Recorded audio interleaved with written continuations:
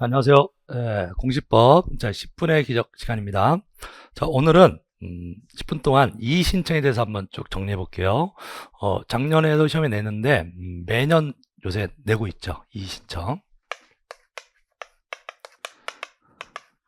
등기관의 처분이 부당하면 이의 신청할 수가 있습니다.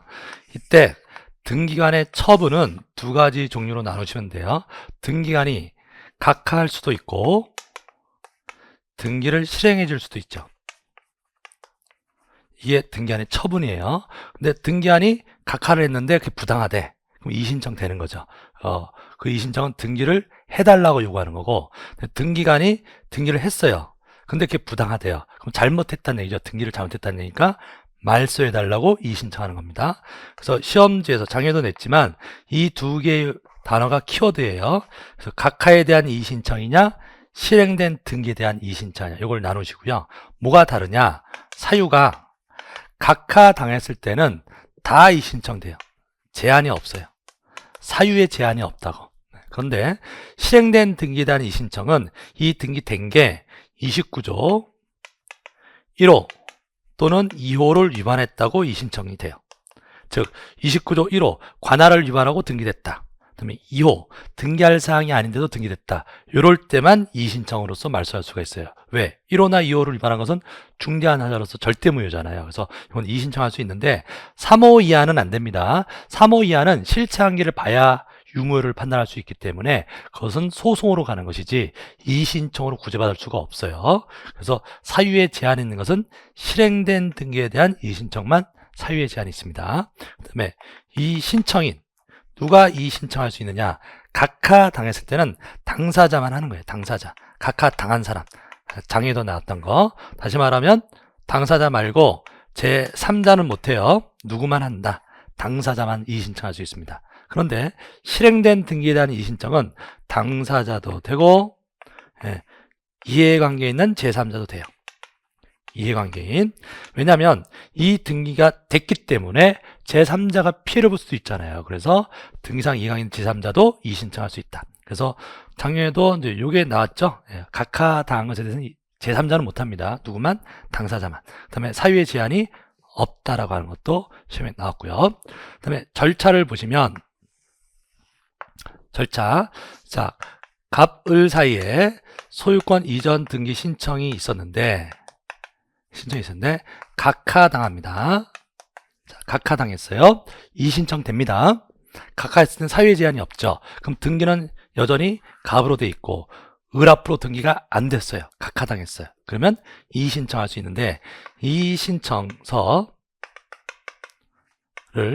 제출하는 데는 등기소입니다. 작년에 이게 답이었죠. 법원에다 제출한다 해서 틀렸어요. 제출은 등기소, 목적지는 지방법원. 그래서 등기관이 잘못했을 때 감독기관인 지방법원에다가 이의신청을 하는데 이의신청을 제출은 등기소에다 해요. 그러면 등기소에서 등기관이 먼저 판단을 합니다. 첫 번째, 이유가 있다고 인정하면 원하는 대로 해주는 거예요. 그러니까 뭐가 이유가 있다? 이의신청이 이유가 있다는 얘기죠. 그러면 이의신청을 받아준다 이 뜻이에요. 그래서 상당한 처분을 해요. 원하는 대로 해줘요. 그리고 끝. 그래서 끝납니다.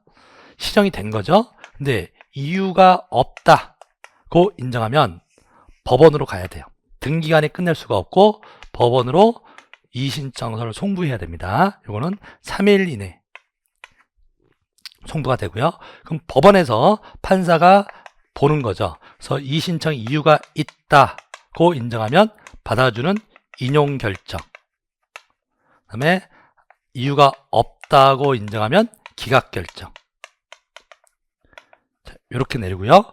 그럼 법원에서요. 자, 이의신청에 대한 결정이요. 자, 3월 20일 날. 자, 이의신청을요. 3월 10일 날 각하당하고요. 자, 이의신청이 언제 들어갔냐면 3월 11일 날 들어갔어요. 법원에서 결정이 내린 게 3월 20일 날 결정이 났다고 할게요. 그럼 법원에서 등기관한테 등기해줘라 라고 명령을 합니다. 왜? 인용결정이 떨어졌으니까요. 아까 어떻게 됐죠? 각하당했잖아요. 등기가 안 됐는데 법원에서 받아줬습니다. 그러면 인용결정이 떨어지면 법원에서 등기관한테 등기해줘라라고 명령을 합니다. 이렇게 되는 등기가 명령에 의한 등기라고요. 자, 그런데 여기서 장애도 냈지만 3월 12일 날 이의신청이 제기된 이후에 3월 12일 날 자, 갑에서 병합으로 소유권 이전 등기가 될 수 있느냐? 이의신청이 진행 중인데 갑에서 병합으로 소유권 이전 등기가 됩니다. 예.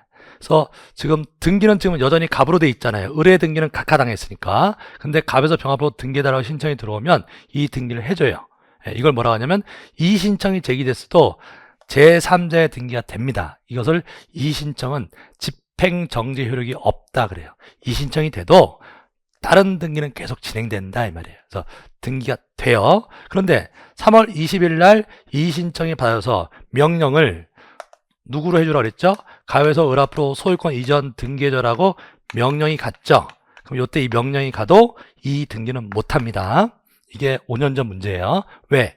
이미 병합으로 소유권 이전 등기가 돼버렸기 때문에 명령에 의해서도 등기할 수 없는 경우도 있다 이렇게 나가는 겁니다. 그래서 이 명령이 가도 등기할 수 없으면 을은 여태까지 지금 헛일한 거죠. 구제를 못 받은 거잖아요. 그래서 법원에서는요, 이건 재량이긴 하지만 이 법원의 판사가 결정을 내리기 전에 일단은 요 을 앞으로 가등기해줘라라고 명령할 수도 있어요. 그럼 가등기가 먼저 되면 이 등기가 있기 전에 돼버리면 명령이 가도 등기가 될 수 있잖아요. 그렇죠? 그래서 부가등기를 명령할 수도 있고 그 다음에 제3자한테 알려라 해서 부기등기를 명령할 수도 있습니다. 그래서 부기등기나 가등기 명령은요, 이런 결정을 하기 전에 하는 거예요. 그래서 한 20년은 됐지만 옛날에 결정 후에 가등기 명령, 부기등기 명령 한다면 틀려요.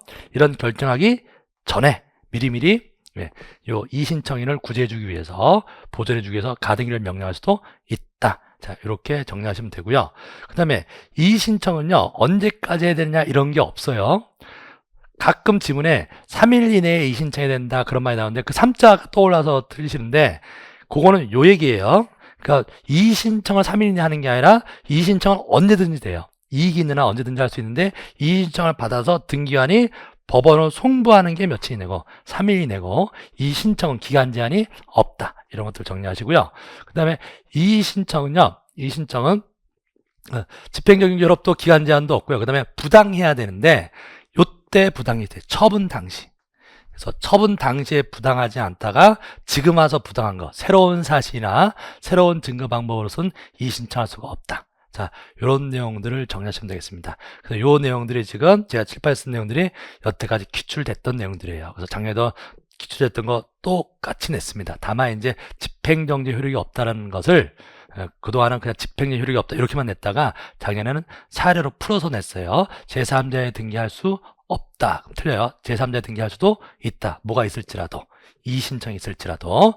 자, 이렇게 해서 한 10분 동안 자, 이의신청, 요새 매년 나오고 있는 이의신청에 대해서 같이 정리해 봤습니다. 자, 고생하셨습니다.